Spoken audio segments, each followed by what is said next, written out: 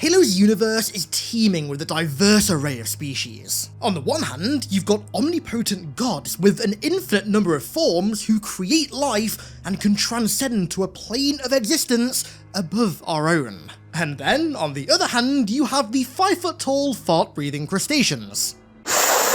It's a crazy universe out there, but just like any ecosystem, there's a hierarchy to it. And so, to rank the species that they shared space with, the Forerunners created what are known as the Technological Advancement Tiers. Now, we first saw this system way back in the Besterium that was included in Halo 3's Limited and Legendary editions. It's an in-universe Forerunner compendium that was compiled by an ancient mysterious intelligence. And today, a not-so-ancient, hidden intelligence is going to be breaking down all of these tiers, and then once we reach the highest tier, we're going to go into immense detail looking at the most advanced species in all of Halo lore.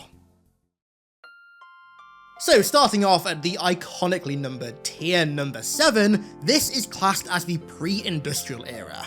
This is the lowest tier on the scale, and it denotes a civilization with limited weaponry and environmental threats, with small, scattered societies driven primarily by subsistence farming, foraging, or hunter-gathering needs. As expected, technology here is severely limited, consisting mostly of simple tools, weapons, or agrarian implements and methods, and cultures have at most a very basic understanding of planetary or solar mechanics. Societies in Tier 7 are very reminiscent of humanity pre-Industrial Revolution, so pre-1750, basically think of the way that we understood the world, technology, and also the solar system back then. That basically applies to most Tier 7 species. Now, this is just my assumption, but I think there are likely many species in the Halo universe that we don't know about yet that are still classed as Tier 7.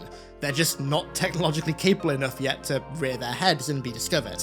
That, or because of how technologically inferior they are, they just aren't even a blip on any spacefaring species radar yet. Tier 6 contains any species that has reached their own industrial age, and according to the Forerunners that designed this tier system, this tier is often considered the pinnacle for a civilization. It is possible for societies to remain in Tier 7 indefinitely, but the strain that an ever-growing population puts on food distribution inevitably requires it to be mechanized and automated to a degree, which creates political and economic pressures that very few can balance. To move past these pressures results in advancement, like what humanity saw during its Industrial Revolution. Moving into Tier 6, civilizations see improved environmental and medical understanding, along with mechanical and transport advancement as well. And you know, speaking of an ever-growing population, I'm finally getting close to reaching 600,000 subscribers. Looks like Gross. back on the menu, boys. So if you could kindly hit that sub button down below and help me towards that very long overdue goal, I would greatly appreciate it. Eventually, this exponential growth caused by booming populations, industry, and economy progresses a species into Tier 5, the Atomic Age, in which they typically become spacefaring to a degree. In-atmosphere craft are a staple of this age, and spaceflight becomes rather common. Species in Tier 5 have a heavy emphasis on clean, sustainable energy production, but aren't always productive. Some more belligerent species will use atomic energy to create nuclear weapons, which often results in species extinction, or at the very least, species mass destruction. As you can probably assume, humanity entered this age in the 1940s with the creation of the atomic bomb, and progressed through it in the following decades as we began to leave the confines of Earth and explore space for the first time. And on the topic of space, to ascend to Tier 4, a species must enter its space age, which, according to the Forerunners, ends up being the resting place for many thanks to their inability to escape infighting and war, even after breaking free from the restraints of their home planet. Such was the case for humanity. When they reached Tier 4 in the 22nd century, a series of brutal interplanetary wars quickly followed.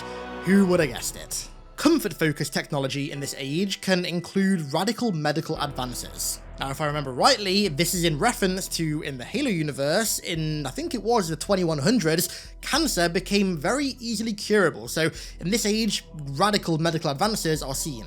Now, there's a very interesting bit of trivia about Tier 4 that pertains to the brews. Get ready, it's story time.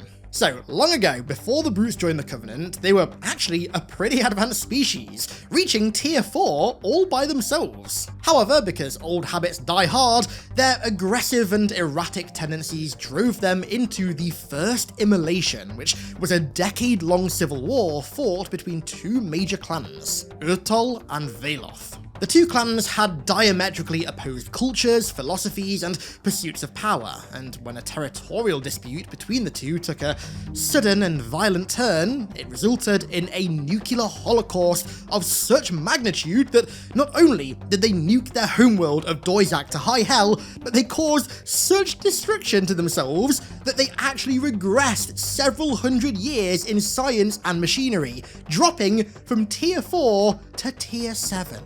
Brute society all but collapsed, and it was all their own fault. They were practically sent back to the Stone Age, and it wasn't until their induction into the Covenant in 2492 that they were said to have rediscovered radio and rocketry. So if the brutes have ever seemed rather dumb and unintelligent to you for the most part, then, well, there's actually a canonical reason why. They literally nuked themselves back to the Stone Age. But if a species somehow manages to avoid game-ending themselves with their newfound space power, they ascend to tier 3 and enter the Spacefaring Age, which is where humanity currently resides in the 2500s. To reach this tier, a species must possess efficient means of slipspace travel, mass drivers, Mach weapons, hollow crystal storage, and semi-sentient AI that, to be created, require flash cloning and memory transfer from a deceased individual's brain, or, as the Forerunners referred to it as, a blood sacrifice. That's a very dark and rather gothic way of looking at it, but you know what? I like it. Now, interpreting how the Forerunners describe tier 3 is rather skewy, because the only description that we have of the tier was written specifically about humanity rather than the tier in general.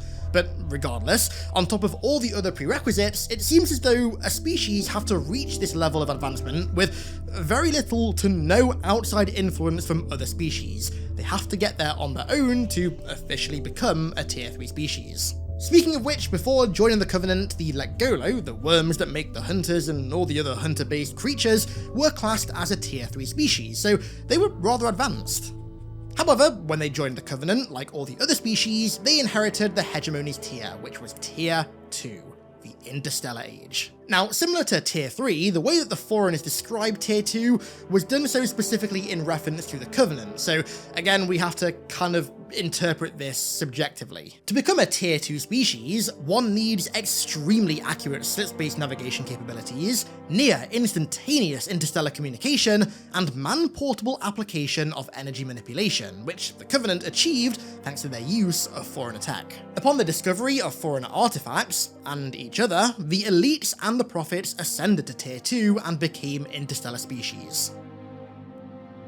So, tier 1, the second highest tier technically, is where species start to become hyper-advanced. Tier 1 species are known as world builders and have the ability to manipulate gravitational forces, create AI with full lifelike sentience, fabricate super dense materials, perform ultra-accurate FTL navigation, create life from scratch, and have a robust understanding of astroengineering. Of course, the most prominent species to reach tier 1 was the Forerunners, who, at the height of their power, created megastructures like Shield Worlds, Maithrillian, the Arcs, and, of course, the Halos, created the Engineers as biomechanical service and healing entities, created AIs like Mendicant Bias and Offensive Bias with extreme intelligence, and many, many other things. It's also possible that ancient humanity and also the ancient prophets, who reached their technological peaks during the same galactic era as the Forerunners, were also tier 1 species, although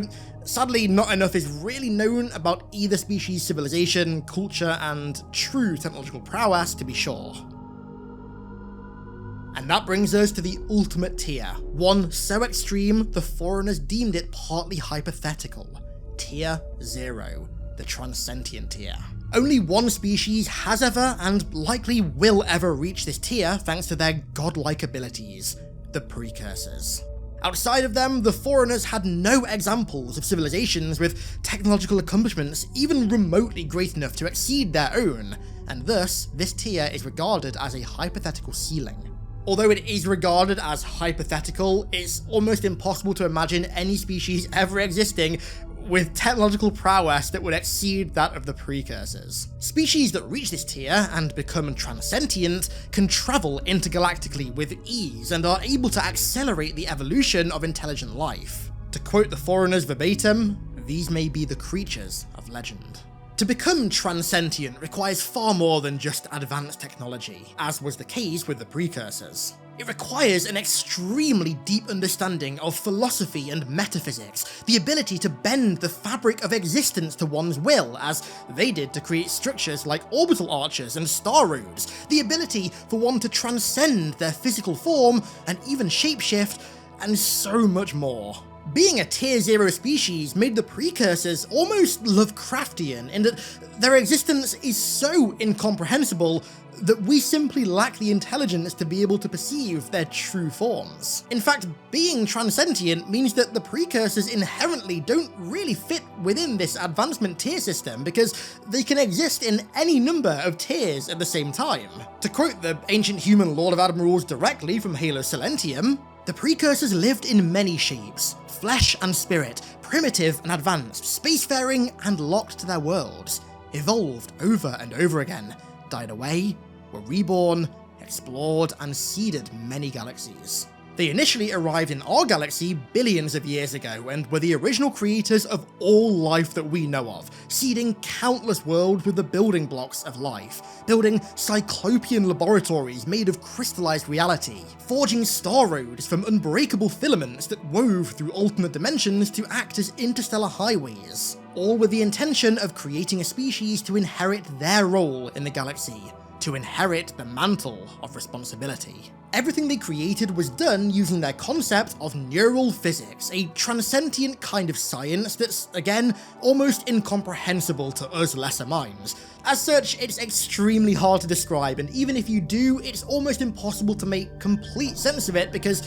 well, we weren't meant to be able to make complete sense of it, but damn it, I'm gonna try. Basically, neural physics implies that everything in existence is a living being, but not a living being in the sense that we understand, something far beyond our comprehension. And that's something that they were able to harness as a transcendent species to create the frankly mind-blowing things they created. The precursors could also be seen as observers as well. Nothing that occurred within the universe was really seen as a negative that should be stopped to them.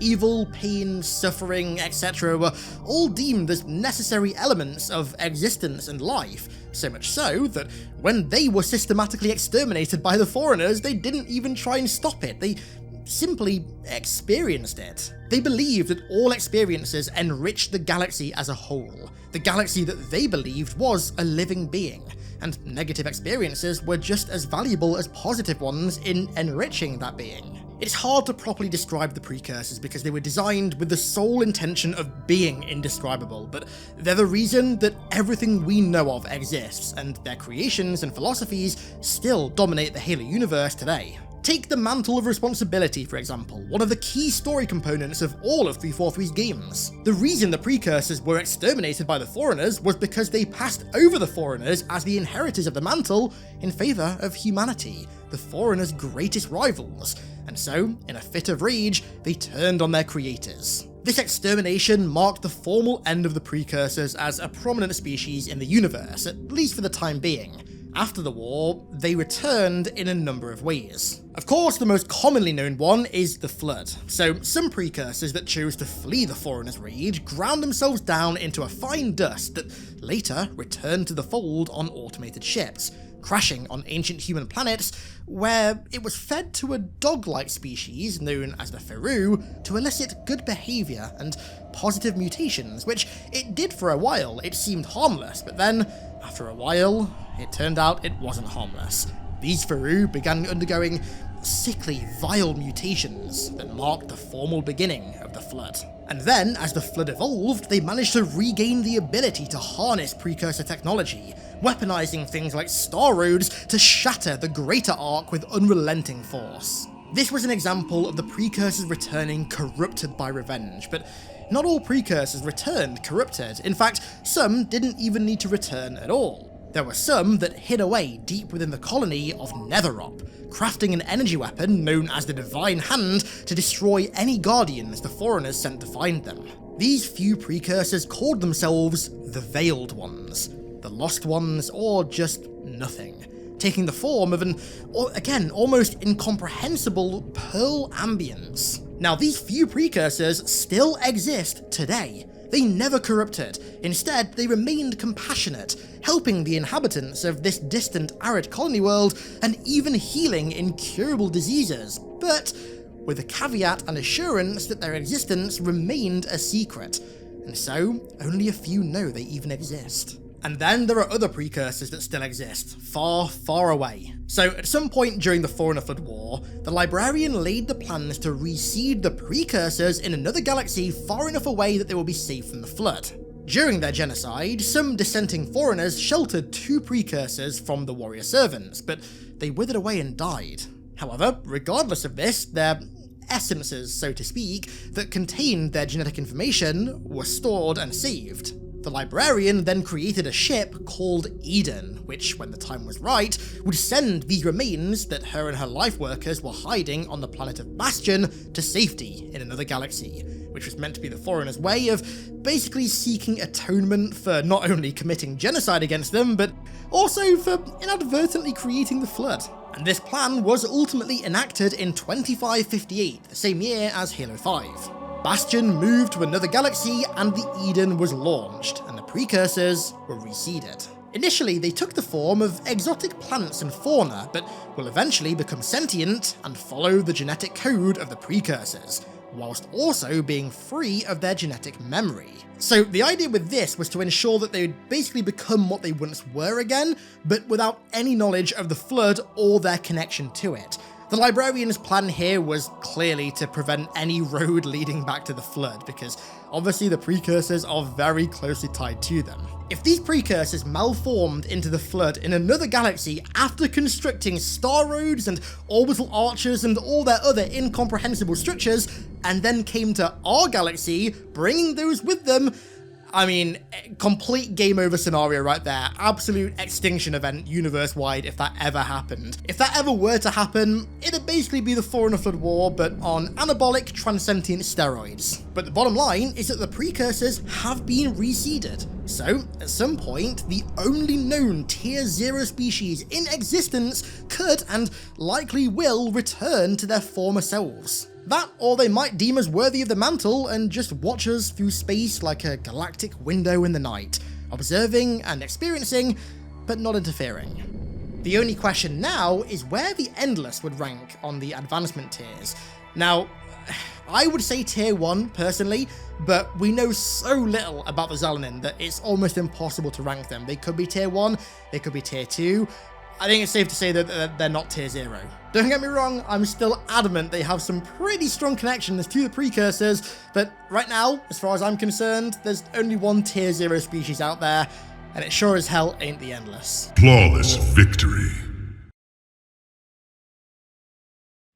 And so, that's a full breakdown of not just the Forerunners' technological advancement tiers, but also the precursors in all of their transcendent might, at least to the best of our inferior human capabilities. You know, that's simultaneously the most frustrating, but also the coolest thing about the precursors. They were designed with the sole intention of being indescribable. So trying to describe them, their philosophy, their culture, their concepts, you know, it ain't exactly easy, but regardless, I hope you guys enjoyed. I want to give a huge thank you to all of my amazing patrons for the continued support over there, as per usual. Thank you all once more for watching. I really appreciate it. I love talking about things that technically are indescribable. Really makes the old brain box work up there. So I hope you guys enjoyed. Thank you all once again for watching, and I'll catch you all in the next one.